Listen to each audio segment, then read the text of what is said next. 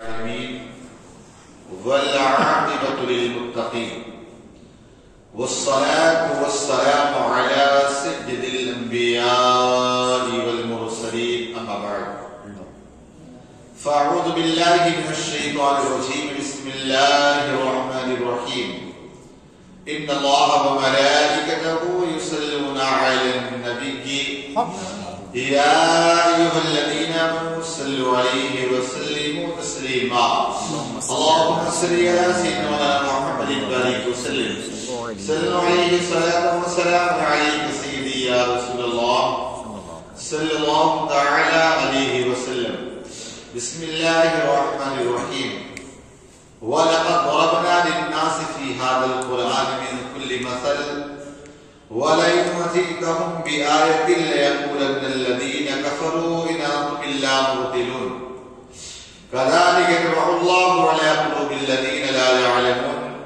فاصبر إن وعد الله حق ولا يستخفنك الذين لا يوقنون اور بے شک ہم نے ان لوگوں کے لیے اس قرآن میں ہر قسم کی مثال بیان فرمائی اور اگر تم کے پاس کوئی نشانی لاؤ تو ضرور کافر کہیں گے تم تو نہیں مگر باطل پر یوں ہی مہر کر دیتا ہے اللہ جاہلوں کے دل پر تو صبر کرو بے شک اللہ کا وعدہ سچا ہے اور تمہیں سبق نہ کر دے اور جو یقین نہیں رکھتے. اب اس آیت کریمہ میں اللہ رب العزت نے فرمایا کہ ہم نے قرآن میں ہر چیز کو بیان کر دیا. یعنی اللہ تبارک و تعالیٰ نے ہر چیز کا ایگزامپل قرآن میں دیا. انسان کو کس طرح زندگی گزارنا ہے, انسان کو اللہ کے بارے میں کیسا عقیدہ رکھنا ہے, نبیوں کے بارے میں کیسا عقیدہ رکھنا ہے, ساری چیزوں کے بارے میں اللہ تعالیٰ نے قرآن میں بیان فرما دیا. یہاں تک کہ صحابہ کرام ہر چیز کا حل قرآن سے تلاش کرتے,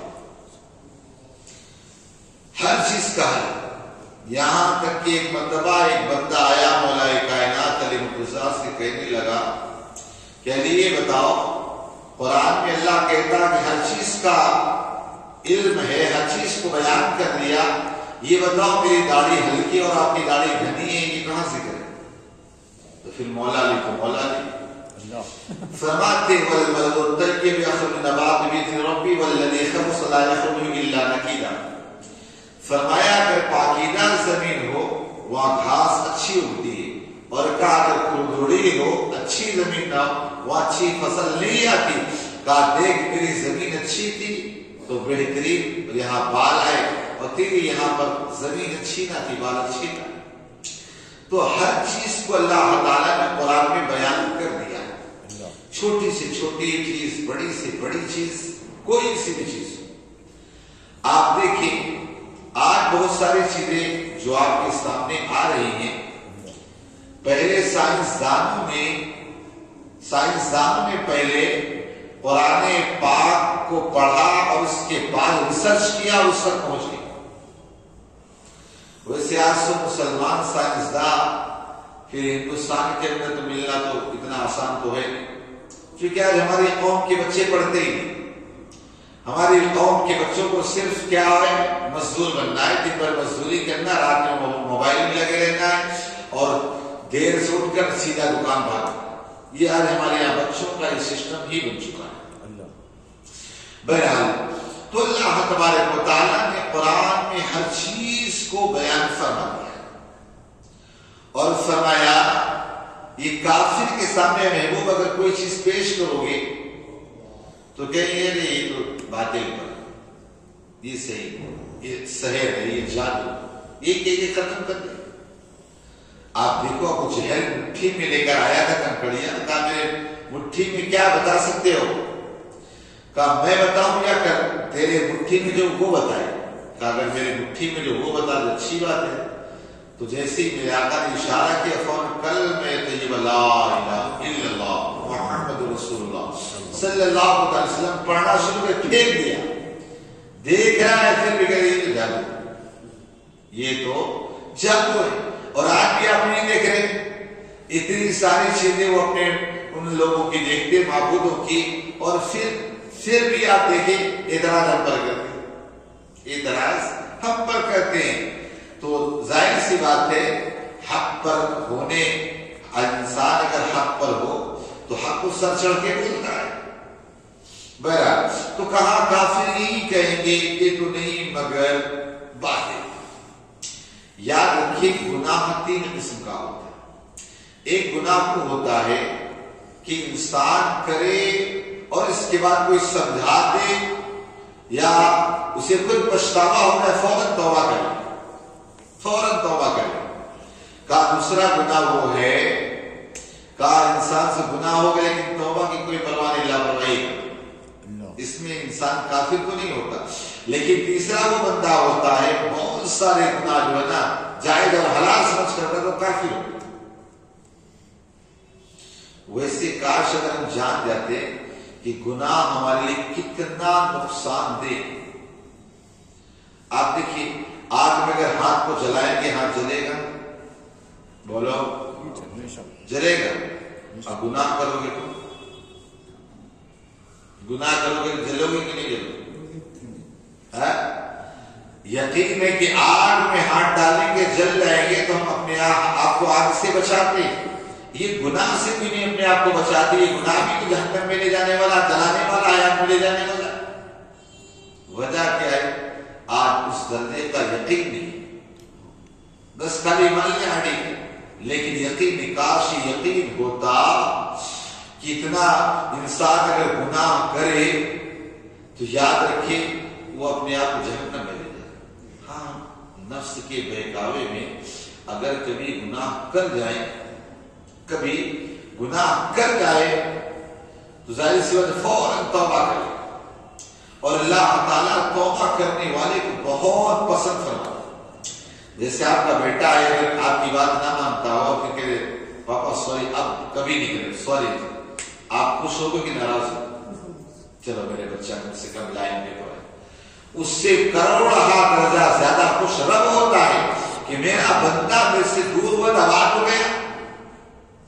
حضرت امام رازی رحمۃ اللہ تعالی علیہ غالباً انہوں نے لکھا ہے، فرماتے ایک نوجوان تھا، اس کا معاملہ یہ تھا کہ وہ دنیا کی آگ میں اس طرح ہاتھ ڈال دیتا تھا، اس کو آگ لگتی نہیں، آگ لیکن ہاتھ ڈالتے کچھ ہوتا ہی نہیں۔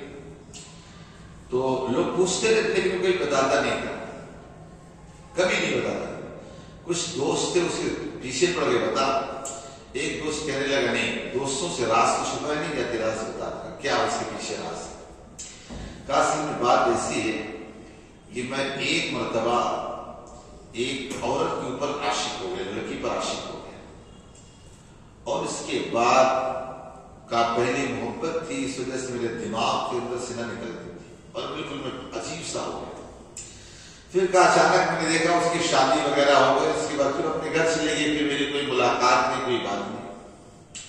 کہا اتفاق ایسا، چونکہ میں گاؤں کا بڑا آدمی تھا، میرے پاس مال و دولت بہت تھی، جب سالی پڑ گئی، سوکھا پڑ گیا تو میرے پاس مال لینے آ رہے تھے اور اناج وغیرہ لینے آ رہے تھے، تو کہا عورت بھی آئی، اس کو دیکھا، کہا پہلی محبت تھی میرے دماغ سے نکل رہا تھا، دیکھا، میں نے کہا تیرے کو ناصر ملک میری شرط ہے، میری خواہش کو پورا کر، میری خواہش کو پورا کر۔ تو اس کا جوان لڑکی نے کہا، عورت نے کہا کہ ٹھیک ہے کوئی بات نہیں، چونکہ انسان، اس لیے میں کہتا ہوں نا، سخت بیماری اور سخت غربت سے اپنے آپ کو بچانے کے اللہ سے دعا ہی کریں، ورنہ کفر کی طرف، گناہوں کی طرف لے جائے۔ بہرحال اس نے کہا ٹھیک ہے، اب گیا اس کے خاص کمرے میں اپنے لے گیا، ایسے لے گیا نا، کیا دیکھ رہا وہ نوجوان؟ کہا کہ نوجوان نے کہا یہاں کیوں ڈرتی، یہاں کوئی تو ہے، یہاں کون دیکھنے والا؟ کہا کوئی نہیں دیکھ رہا لیکن میرا رب تو دیکھ رہا۔ کہا اس کا یہ جملہ تھا کہا میرے دل پہ اثر کر گیا، میں نے اسے کہا ٹھیک ہے نہیں بات، اسے چھوڑ دو۔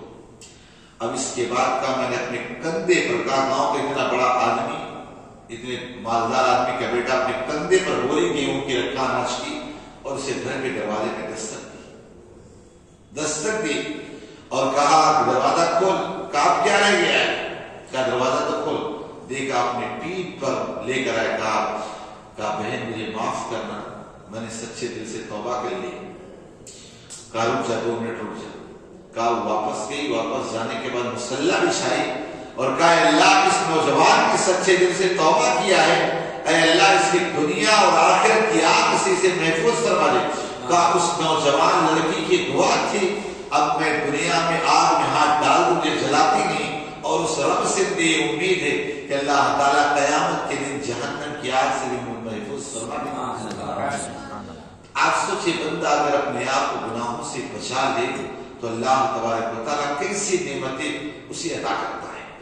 بہرحال تو اس آیت کریمہ میں کہا تو اپنے آپ کو بچا لے، اور پھر فرمایا اللہ تبارک و تعالیٰ پھر اگر انسان گناہوں سے نہیں بچتا اس کے دل پہ مہر لگ جاتی،